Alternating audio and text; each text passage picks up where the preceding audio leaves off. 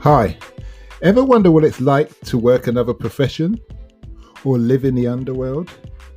Listen to unsuspecting riders give a 10 to 15 minute personal masterclass as I spontaneously interview them as they enter my taxi.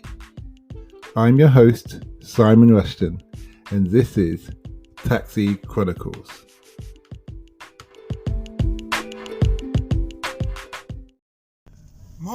Morning. Yes, we're back with another episode, another rider. Today we have an interesting guy. He's in cybersecurity. He's been studying cybersecurity and is also in security on the ground, as in making sure your premises, your home is safe. So we're going to talk about how he got into the industry, what motivates him, and what a typical day is like. So nice to meet you here, Saeed. Oh yeah, nice to meet you too. My name is Saidur, but you can call me Saeed, as most people can't pronounce my name. Okay. Real honesty, I'm going to be honest, most people can't pronounce my name. I'm 19 years old, studying cybersecurity at university, and I'm a security consultant / sales executive at Verisure UK. So we're one of the UK's fastest security companies. We sell alarm systems and camera systems, and we just make sure you're safe. We protect what matters most. Okay, so tell me, what is it about that industry that you love? I just love the idea of people being happy and feeling safe wherever they are. And we're looking at the way the world's globalizing and the increasing risks of people not being able to feel safe whenever they walk down the street or even into their home. It's something very close to me because I've seen people get robbed and it's not nice. Yeah, very true.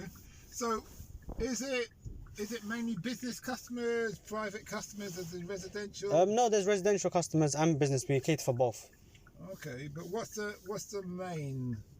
There is no main. We do both. We can do residential properties and commercial properties. Do you get more of one demand, like more businesses? It depends on the area, to be honest. So we tend to get a lot of businesses sometimes because of the fact that they can claim the VAT back as an expense. But we do get a lot of residential customers as well. Okay, that's good. It just depends. It depends on the location. For example, if you go out to Kent, you get a lot of residential properties. In London, you get a lot of business properties. Central London, you get a lot of business properties. Okay.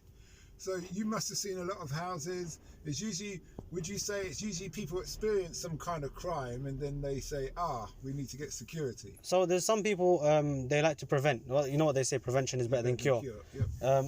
They like to prevent, but then there are some that have been, unfortunately, they've been affected by a burglary or someone's attacked them, and then they feel that their personal security has been compromised. Mm-hmm. So that's when we come into the equation and we help them.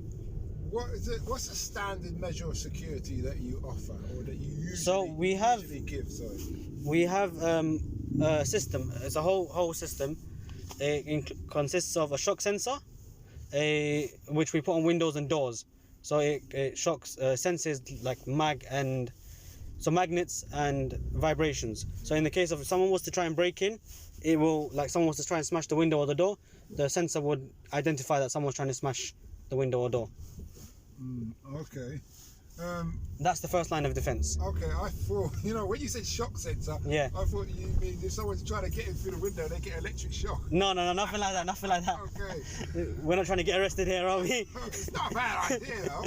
Did you? I mean, it's a nice idea. A lot of people, they do electric fences, but that's not something we do, unfortunately. Is it? You never know. Maybe in the future.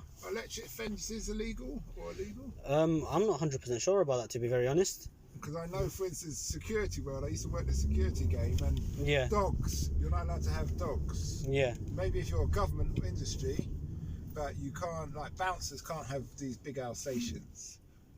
There are some companies that are authorized to have security dogs, Yeah, but they usually work for big events or the government. Yeah. So, or private, like oil-rich tycoons or stuff like that, Yeah, that's different. They've got money, so any suing that... It's a whole different ball game. Okay. So that's the first line of defense. The second line of defense is a photo detector, which as soon as if they eventually manage to break into the house, the IR sensor will identify them and take 5 pictures of them. Once those 5 pictures are taken, the pictures are sent to our alarm center and verified whether it's an intruder or not. Depending on the package they have, they can either be notified themselves or we can notify the police and we send a guard to their house if it's a premium package. Okay. So there's different services available for different customers. So obviously nowadays everybody's got a mask on. Yeah. Your system's a bit Not necessarily, because once someone walks into their house and they try to unlock the system, if they try to unlock the system within, let's say, 45 seconds, you know they're from the household. Whereas if someone's just walked in and they're trying to look for something, they look a bit lost, confused, trying to break into the house, it's a bit obvious. Body language tells a lot. Our alarm center is NSI Gold certified, which means that they're trained to identify whether it's an intruder or not. Okay, that's... There's things that us as average people might not be able to identify, whereas they've been trained to identify from their body language, their actions, things like that. So you've got your company must have a large department of people in looking at screens all the time. We have, yeah. 24/7. We've got, they're on shift basis. Yeah. There's always someone there to make sure that you're protected. Okay, that's good. Do you do sometimes when I drop people, the wealthy, like Hampstead and stuff, they've got these private security people just driving around the area, walking around the area with dogs just to make sure. So we don't have patrols like with dogs and stuff like that, but we do have, it depends on the area. Most areas all around the UK, we do have a guard patrol, which are usually in the area. And in the case of an emergency, or if there was an intrusion, we have someone sent to you within as soon as possible, which is usually within 15 to 20 to 30 minutes max, depending on the external factors, like traffic. As we aren't emergency services, so we can't just, for example, put on the siren and fly there. We get there as soon as possible. We try to secure the premises and make sure that the client is safe. Is there any areas that you just say we don't do security? We're based all over the UK. Okay. So if you're in the middle of the Scottish Highlands, we'll come to you. Okay. So you go all over then? It depends on the customer. We've got branches all over. So me personally, I don't. I'm usually in London, but if I get a client, I can go. It's not a problem. Okay. All right. At the end of the day, we want to make sure you're protected. If you're happy, we'll come for you. You're happy and you're paying, we'll come for you. Yeah, no, it's part of the world, I guess. If you got to pay for a service, isn't it? Yeah, no, it's true. At the end of the day, there's nothing more cheap, like more valuable than your own safety. Yeah. No, I totally agree. Because even if you have the latest Ferrari, you've got AP watch, you've got a £5 million mansion, if you're not safe in it, what's the point? Have you done any celebrities' houses? Me personally, no. But my manager was actually talking to me the other day about he done one of the guys from Love Island, the guy that won 4 years ago. I don't know. I don't watch Love Island myself, but I remember that he told me that himself. So wait a minute.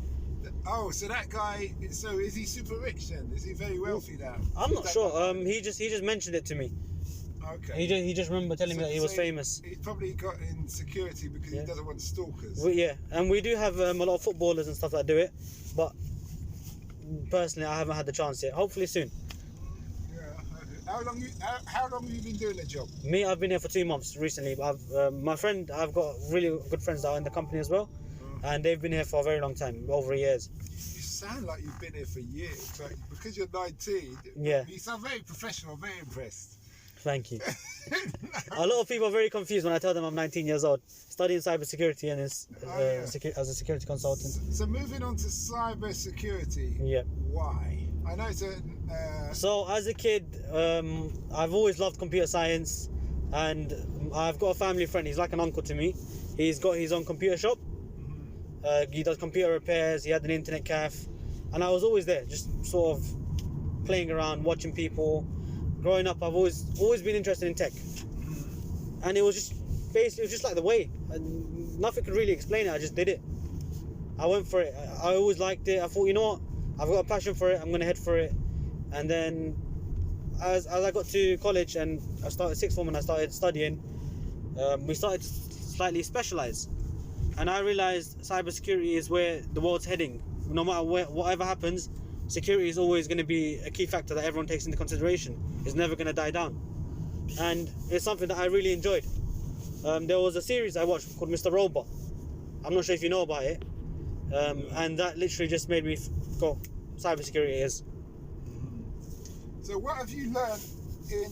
So you're doing a degree, yeah? Yep, I'm in my first year at the moment. So what have you learned in that degree that you wish you knew when you started?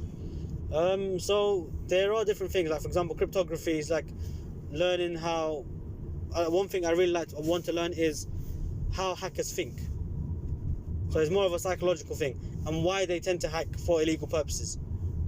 Like, what ticks a person to do something illegal and potentially risk their livelihood, their lives, when they're so smart they could be using it for good purposes.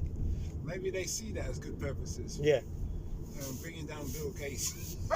And all the rest of it. You never know. Yeah. Finding out the truth. Yeah, exactly. Is there one world order and all the rest of it? But me personally, I like working on honesty. I'm not sure if you can see that in my character, but I like helping people, and I like being honest. Okay.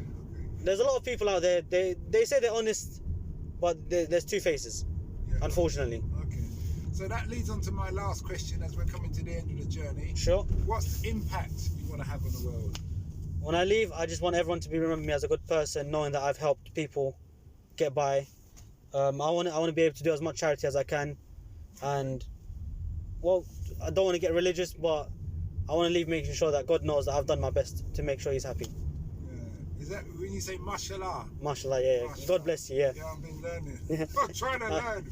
Okay, well, thanks a lot for that. Thank you very much. It's much appreciated. Nice Yeah, and we wish you well on your journey. Thank you very much.